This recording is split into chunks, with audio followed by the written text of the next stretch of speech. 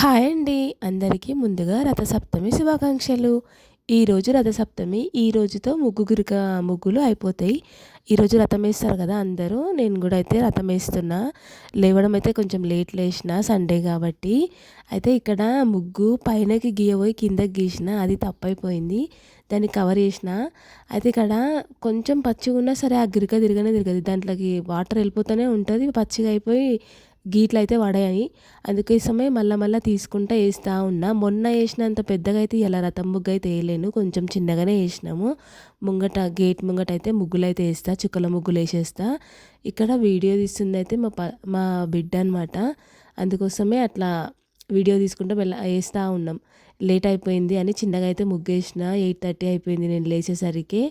ఇది ఈరోజు నా మినీ వ్లాగ్. పొద్దున్నే అనమాట. ఫస్ట్ లేవంగానే ముగ్గులే స్టార్ట్ చేసినాం. ఇంకేం పని కూడా చేయలే.